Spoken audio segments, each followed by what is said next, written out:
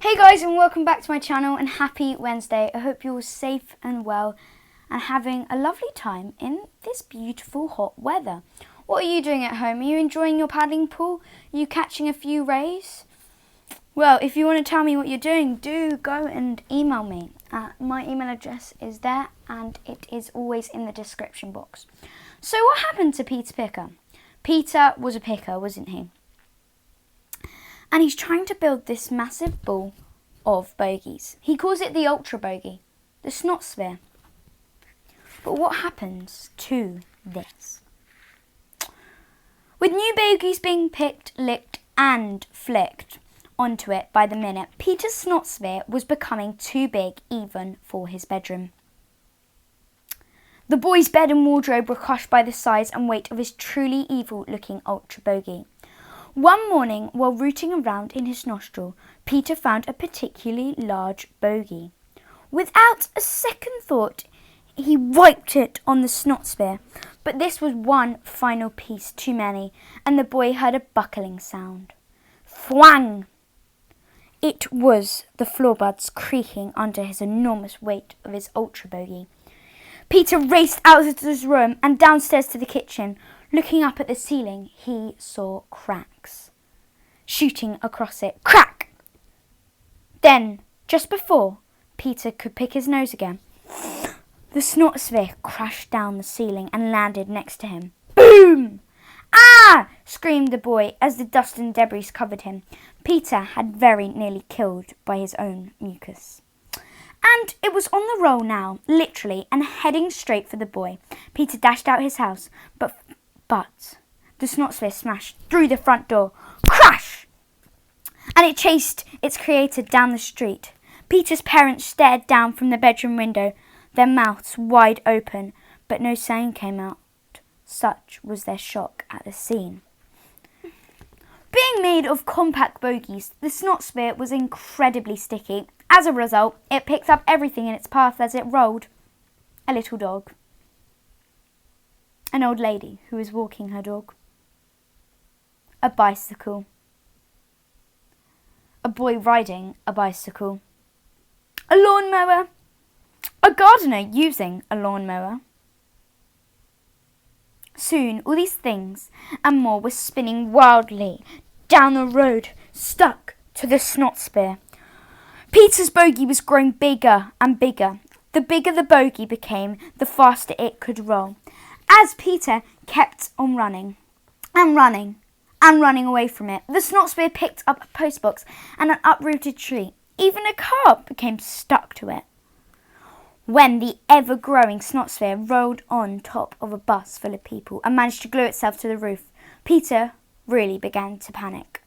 As the people on the bus spun round and round like the visitors to a nightmarish, snot-themed amusement park, the boy realised he was running for his life. Now the snot sphere was so huge. It was picking up houses as it rolled. First a bungalow, then a large family house.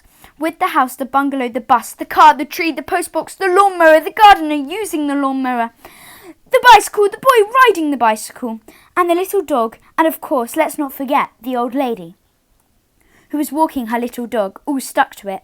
The snot sphere was growing at a true alarming rate. Peter had a plan.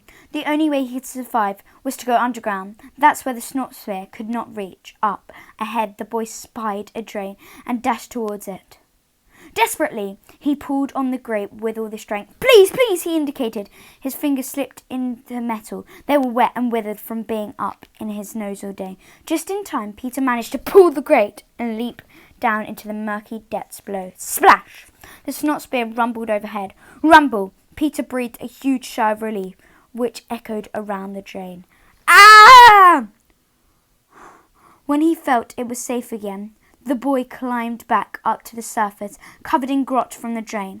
Peter watched as the giant snot sphere spun off into the distance, picking up everything in its path. A fire engine, a parade of shops, even a herd of cows, who had been minding their own business, getting on with some quiet mooing. Moo! Moo! Moo! Seeing the mass destruction his creation had caused, Peter Picker decided it was probably best not to mention to anyone that he was the creator of the snot-based ball of terror. With all that happened, he was willing to let Farlene Chalamine retain the title for the world's biggest bogey. So Peter ambled down the road towards school. It was the first time he attended for weeks. However, when Peter arrived at the school gates, he realised his school was, in fact, no longer there. There was just dark patches on the playground, where the school buildings used to be. Peter's spinning ball of doom must have rolled ahead of him all the way and sucked up all the school buildings. All that could be seen was a lone pair of Wellington boots, standing where the dining hall used to be. The boots had belonged to a fearsome dinner lady, Mrs. Slaughter. No doubt she and all the teachers had been plucked up in the mega bogey too. Peter smirked. At least now I don't have to go to school ever again. He chuckled as he stood alone in the playground, feeling like the last man on earth. And just as he was about to turn round and head home, or at least to what was left of his home, Peter heard a sound behind him. It was getting louder and louder. By the moment, a rumbling sound, a thundering sound, a deafening sound. The ground was shaking beneath the boy's feet. Peter gulped in fear. Gulp. He knew full well that it was... He could barely bring himself to turn round to face it. But he had to. Slowly, he twisted his neck and saw that the great snot sphere must have rolled all the way back round the earth, and now was heading back straight for him. By now, it was the size of a moon and had picked up various landmarks on its epic journey. The Eiffel Tower, the Roman Colosseum, the Sydney Opera House, the Taj Mahal, St. Basil's Cathedral, an Egyptian pyramid, and the Houses of Parliament all were sticking out of it like flakes in a Mr. Whippy ice cream. Buckingham Palace had been pulled out of the ground and rolled away too, exposing Her Majesty's, the Queen, red-faced and sitting on the loo. Uh-oh. Well, who wants to see someone sitting on the loo? Especially not the Queen. Not the best sight. Well, we have a couple more pages left for Fun Friday, so join me on Fun Friday, everybody. And I've got a cool thing to do. Anyway, bye for now.